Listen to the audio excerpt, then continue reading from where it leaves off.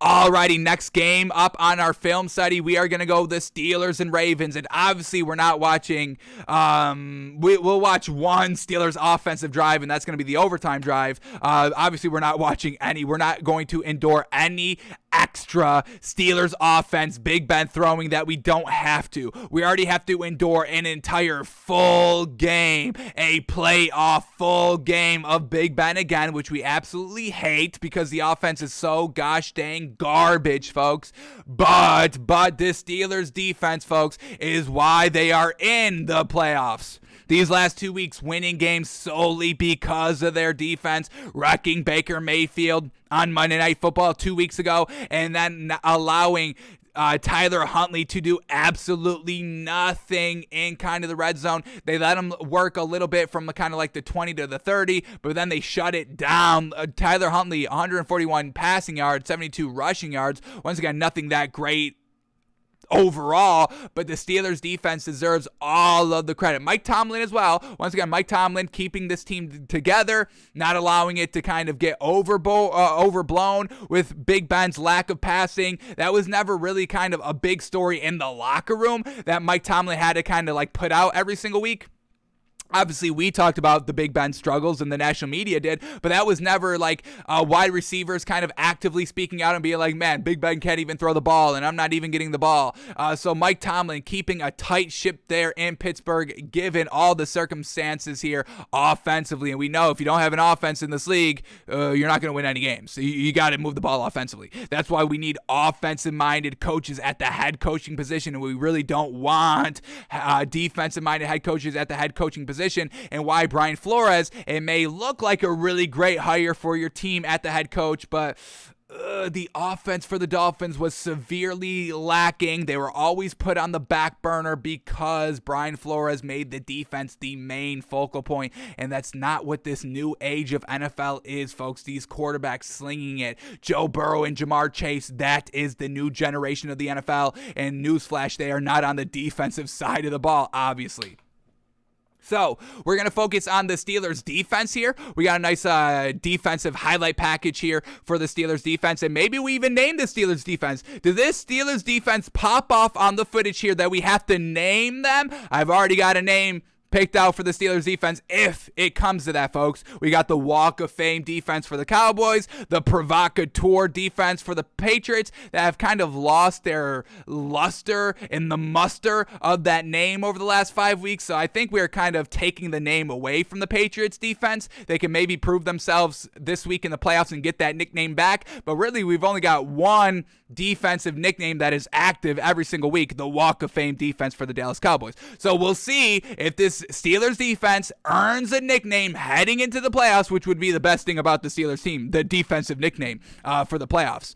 But here we go. Let's start with the defensive highlights, and then we'll watch the overtime drive for the Steelers. What did it look like? Was it all wink and wonk by Big Ben? Was it anything meaningful? We'll check it out. But here we go. Let's start here with the best defensive plays against the Ravens. A nice 3-minute highlight package. Let's see what this Steelers defense is cooking up. Here we go. First play, first quarter here. Ravens on a drive. They fumble the snap instantly. And then we got TJ Watt coming in and knocking the ball out of Tyler Huntley's hands. And the Steelers come up with the football. A nice turnover right there. Did they take this turnover and have any points? Yes, they scored 3 points off of that turnover. Look at that. And that was the game. The Steelers win by 3. The Steelers defense single-handedly. They didn't know it at the time. No points scored so far when this fumble happened, but they didn't know it at this time. But the Steelers defense single-handedly won them the game in the first quarter, in the first 5 minutes. TJ Watt, look at this man coming around the edge. Tyler Huntley gets on the ball, and then he decides, you know what, I am going to get up and run with this. I got a little bit of time to get up and run with the ball. Little did he know that TJ Watt says, actually, you've got no time. What are you doing getting up? Knocks the ball out of Tyler Huntley's hands, and then the defense just clawing and scrapping for that ball. TJ Watt forces a fumble. Look at this man getting it done. Steelers up 3-0 now. Ravens back out on the field offensively. Tyler Huntley, play action pass. Plenty of time to throw. Rolling out to the right. Thinking he has a lot of time to run, but that Steelers defense did not let him get anywhere. Closed on him quick. nowhere to go down the field, so shout out to the Steelers corners and linebackers shutting down all the receiving options and allowing Tyler Huntley to believe that he can escape all this pressure here, but well done to set the edge right there. Oh my God, who is that? Number 97 making a lunge toward 92. Is that 92? Who do we got at 92 here? We got a little cheat sheet going on. Number 92 for the Steelers.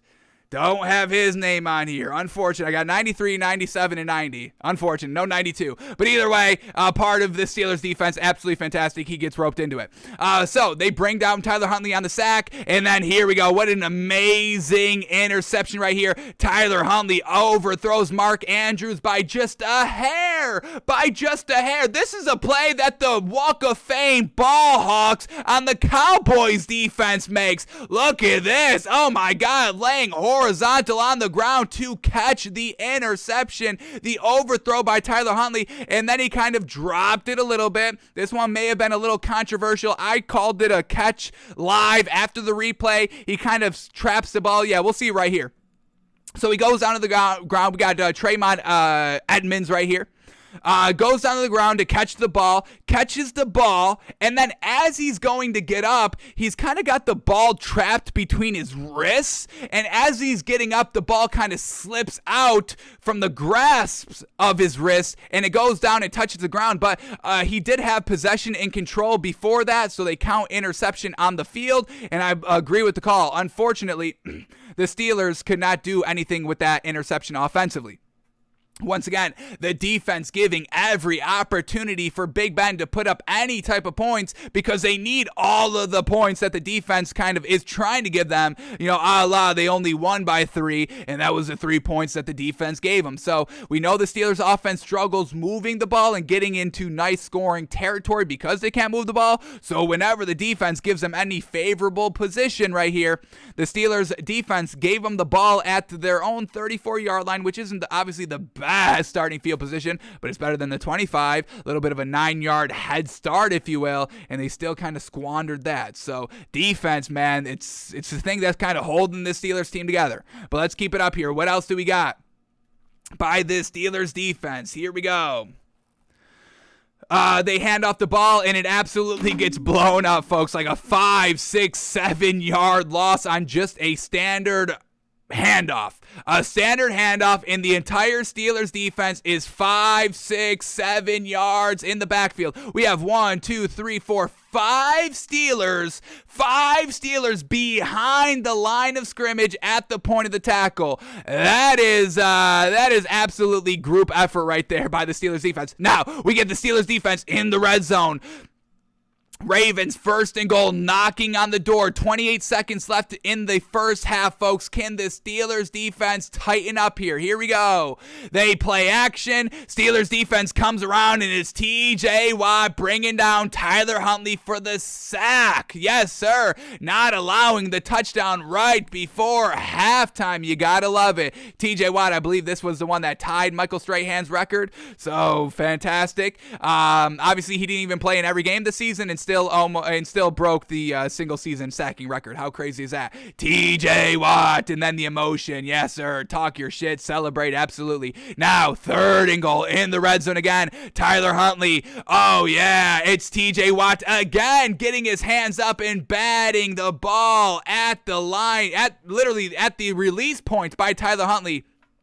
So great job there by the Steelers defense, and the Ravens only get a field goal. They do not get the 7 points because the defense holds. Now here we go, 4th quarter. Ravens up 10-6. Start of the 4th quarter, 2nd and 7 at the 13-yard line, at the 11-yard line of the Steelers. Tyler Huntley drops back to pass, and it's picked off in the end zone. A huge play right there. They get no points. They were going to get 3 points at minimum here. That would be a 7-point advantage for the Ravens, and we know it's tough for the Steelers team to score touchdowns. They only scored 1 touchdown all game long. It was a field goal besides that. So we got number 20 coming in and making an absolute huge play. Cameron Sutton with the absolute almost game-saving interception. Now tie game 13-13. Tyler Huntley has a little bit of a wide open receiver way down the field. We've only got 31 seconds left in the fourth quarter. Tie game. Ravens at their 30-yard line. 2 timeouts, just trying to sling the ball down the field for a game-winning field goal. Tyler Huntley has him open on the sideline, but it's the Steelers defense with a ginormous hit to jar the ball loose. Incomplete pass. The receiver could not hold on to the ball, given that huge hit by the Steelers. Number 39, Minkah Fitzpatrick. Look at that. That's 2 feet in bounds, folks. That would have been a catch.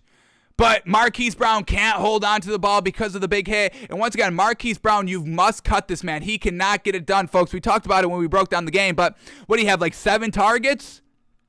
Like 3 catches? We've got Marquise Brown, 7 targets and 3 catches. The man cannot hold on to the ball. He even had a ball in the end zone that he could have had, but he drops it. This man is not good. This man cannot play. Ravens aren't in the playoffs. You must cut Marquise Brown and try to get actual good deep threat receivers. But well done by Minkah Fitzpatrick to jar the ball loose.